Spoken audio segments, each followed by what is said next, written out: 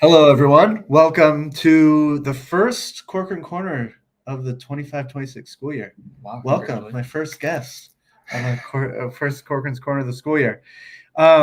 We are going to talk today about the Sacrament of Reconciliation because we're making some changes to how we're going to be celebrating the Sacrament of Reconciliation.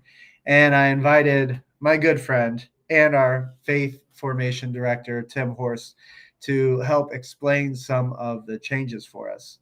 So I think the big change, the big announcement is that we're no longer doing the fourth grade reconciliation retreat.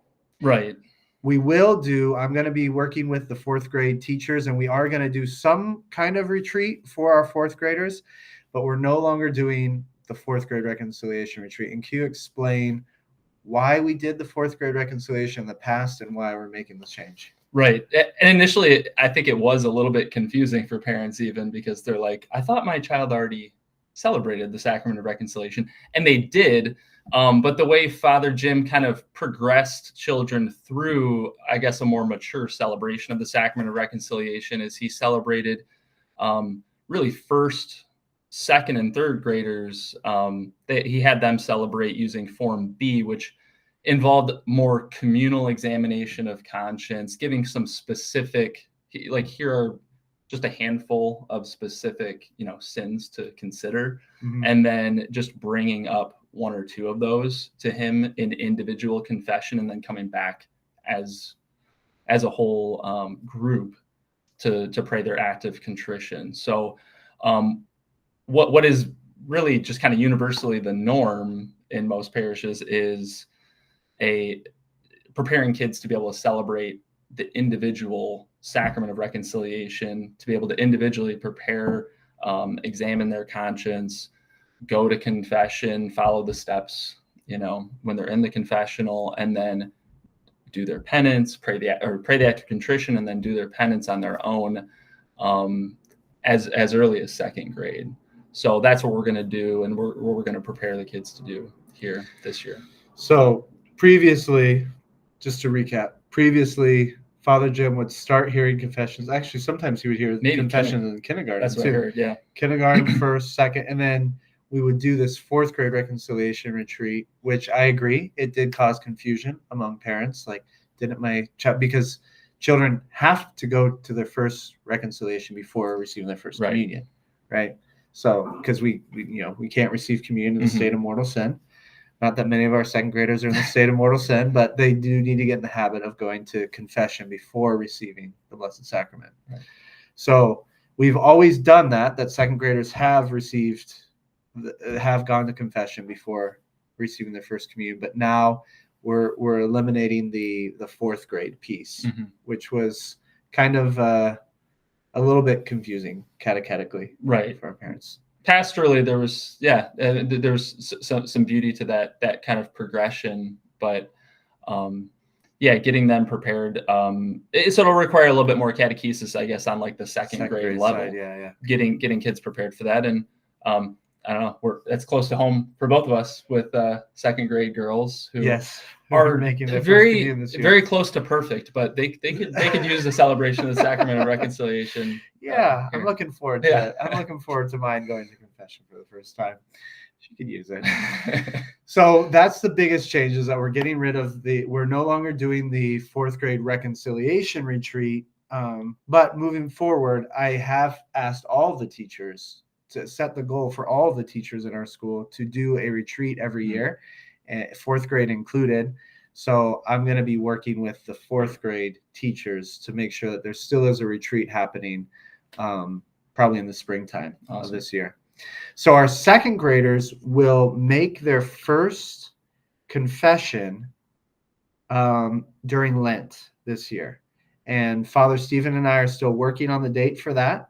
But Father Stephen wants to have a special event for them during the school day where they can come in. He can give them a talk about confession, and then they can make their first confession with him using Form A. He'll be using Form A with them.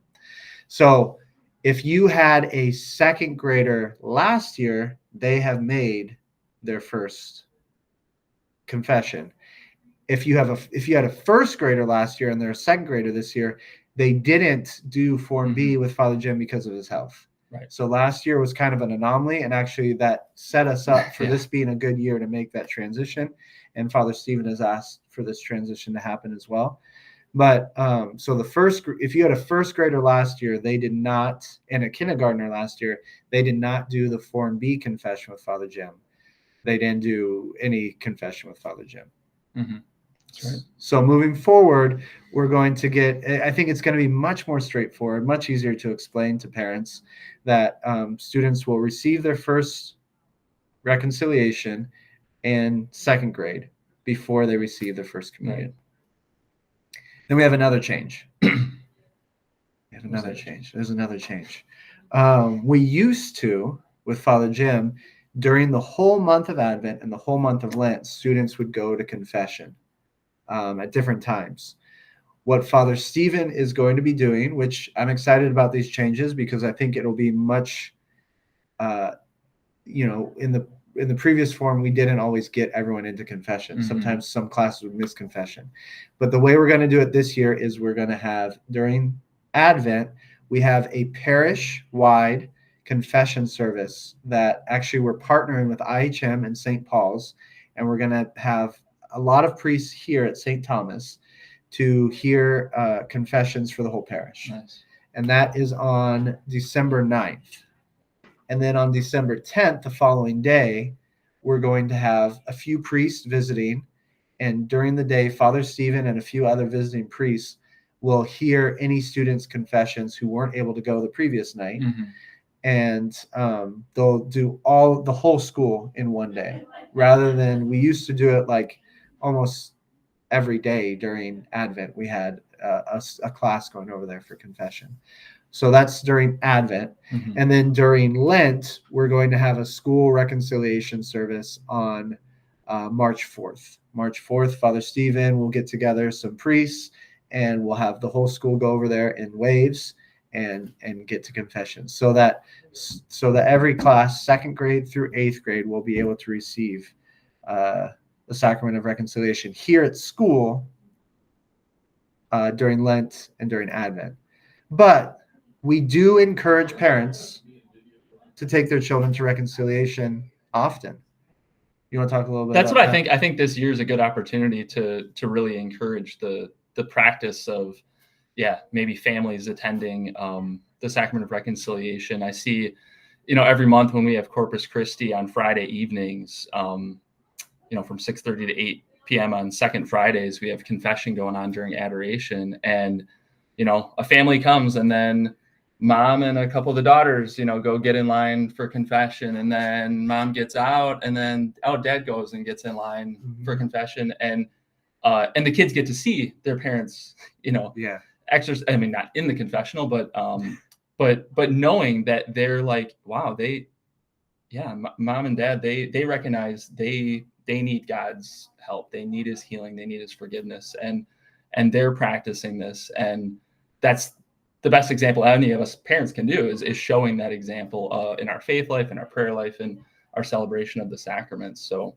it'll be great for the kids to be able to do that. And frankly, for them to be able to be familiar, to very early on, develop the practice of, it doesn't matter who the priest is. I'm going to receive forgiveness and healing from Jesus, through the priest. And because I know some would be very, very familiar with Father Jim, and like that's the only person I want to go to. Right. And, but having the service with some other priests visiting will be helpful for, I guess, just kind of breaking down a little bit of that barrier. Absolutely. Well. I think like if a student gets to eighth grade and they've only, like previously, if they had only ever gone to confession with Father Jim, like that's kind of a problem. They should be going to confession more frequently than that, and other places as well. But I think the norm is going to confession as a family. Mm-hmm. That's really what the church is calling families to do, because I definitely wouldn't be able to get by just going to confession once in Lent and once in Advent. But that is the bare minimum. That is the minimum that the church requires, is for practicing Catholics to go to confession at least once during Advent and once during Lent, to be in like that good grace. Mm-hmm. Right. So we're encouraging families, both Mr. Horst and myself are encouraging families to take your children to confession often. And if they're in third grade or above, they have gone to confession. They have received their sacrament of first reconciliation. And you can go anywhere. I mean, I don't go to confession at St. Thomas. I don't think you do either. Not anymore. No. Yeah. So there's lots of excellent places. Aquinas has confession frequently. The cathedral has confession frequently. I usually go to the cathedral for confession, and sometimes I'll go to Aquinas. They have confession in the evenings a lot of the time. I go to Aquinas a lot too. Yeah, they always have it. I think it starts an hour before every mass, and so it goes for 45 minutes. Yeah. So that they have I think it's a 7:00 mass on Sunday night. You can go to confession at 6 beforehand. That's a great one. And then at 11:00 on Saturdays at the cathedral. That's a good one to go to too. And I do think they have confession after the 12:00 mass too, during the day. So lots of options for people to go to reconciliation, but we are encouraging families to make the sacramental life come alive in the family. Parents are the primary educator of their children, and we are so happy to partner with parents to help make sure that, it can be difficult to get to confession, and to make sure that our students are at least going to confession once during Advent and once during Lent. So those dates again are December 9th will be the parish-wide service. That's going to be from 5 to 7 in the evening. We'll have a bunch of priests visiting. We're going to do another one on 12:10, and that's for the school, for the students to come in, and we'll have priests visiting for that as well. And then on March 4th. So nice.